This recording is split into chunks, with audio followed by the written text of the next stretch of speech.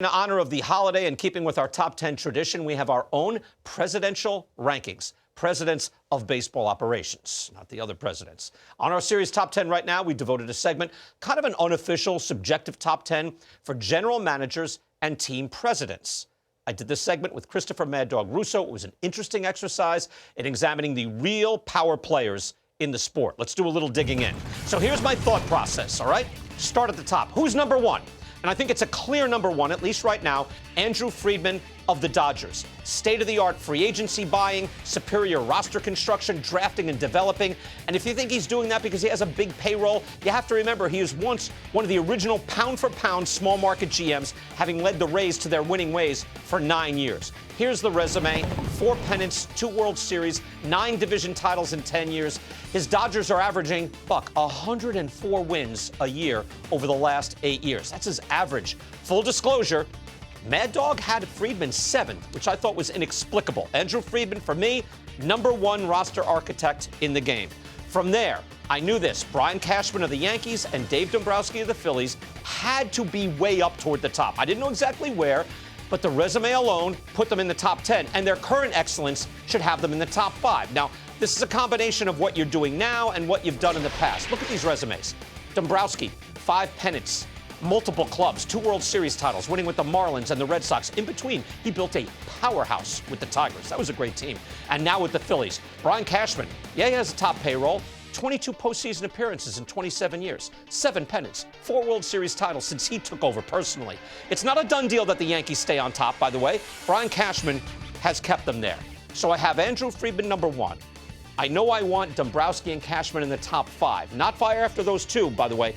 I know I need to get in Mike Rizzo of the Nationals. Also the excellent resume in the midst of a very good rebuild. I know Mike Rizzo has to be close by. So my next thought, is there anyone that fits right after Friedman and before I get to these Hall of Fame GMs? And in fact, yes, there is. In my opinion, Alex Anthopoulos has done a fantastic job with the Braves. He traded for that new outfield, a whole new outfield, won a World Series title, sustained success, the whole package. And Eric Neander of the Rays is the next stage Andrew Friedman. Incredible success on a bottom 5 payroll. He's actually outpaced Friedman if you compare just the Rays on their resume. So that's my top 5.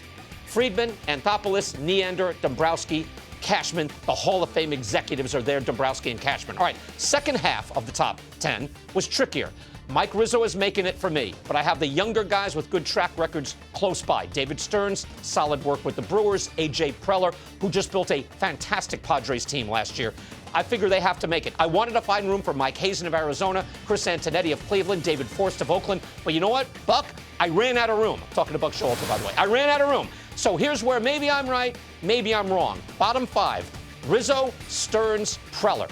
Last 2, I was very impressed by Chris Young and his roster rebuild for the Rangers for a World Series title run. And for number 10, I do want to reward the incredible draft and developing job by Mike Elias and his team in Baltimore. They haven't had playoff success as of yet. I know Mad Dog went after me on that, but that's a burgeoning powerhouse.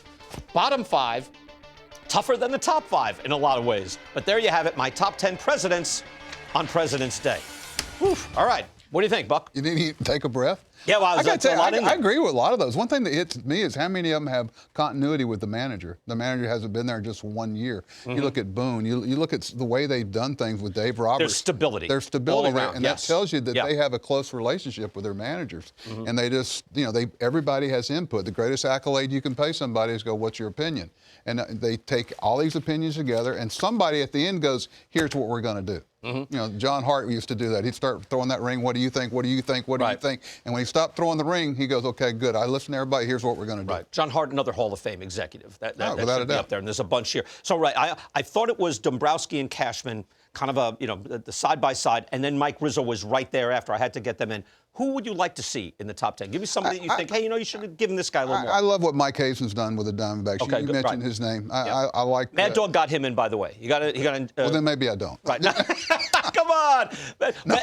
He got in Hazen, right? And he got in the guys from Cleveland, so I felt better about that. I love GMs and presidents that know who they are, understand their market, understand what they can do and what they can't do, and know what type of player they need to go after. I think Piccolo has a chance to be one of those guys. Mm-hmm. I really do. But what'd be interesting if you did your bottom 5.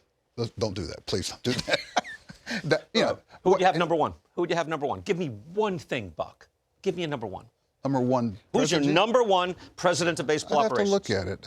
You just did. I just did a whole essay on it. Everyone has a pro and con there. Everybody's going to say the Dodgers, this and that, whatever. Thank you for putting it back up.